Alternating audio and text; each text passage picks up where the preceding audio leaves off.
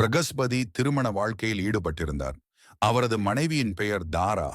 பிரகஸ்பதி வியாழன் கோளின் பிரதிநிதியாக இருந்தார். தாரா என்பதற்கு நட்சத்திரம் என்று பொருள். பழங்கால இந்தியாவில் எல்லா சடங்குகளிலும் ஆணுக்கும் பெண்ணுக்கும் சமமான இடம் இருந்தது. தனது மனைவியின் துணையின்றி ஒரு ஆணால் தனித்து எந்த சடங்கும் செய்ய முடியாது என்ற இந்த ஏற்பாடு, உடல் ரீதியாக வெளி சூழ்நிலை எவ்வளவு கடினமாக இருந்தாலும் சமூகத்தில் பெண்களுக்கு சமுரிமை இருப்பதை உறுதி செய்தது. தன் மனைவியின் துணை இல்லாமல் ஆணால் ஆசீர்வாதம் கூட பெற முடியாது என்ற நிலை இருந்தது. மனைவி இல்லாமல் சொர்க்கத்திற்கும் போக முடியாது. மனைவி இல்லாமல் முக்திக்கும் வழியில்லை. எல்லா சடங்குகளும் எந்த வகையிலும் பெண்ணை தவிர்த்துவிட்டு நடத்த முடியாதவாறு சமூகத்தில் அமைக்கப்பட்டிருந்தது. இன்று பெண்களுக்கு கொஞ்சம் சுதந்திரம் இருக்கிறது.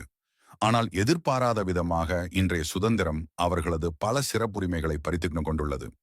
இன்று பெண்களுக்கு ஓரளவு சமூரிமை நிலவுகிறது.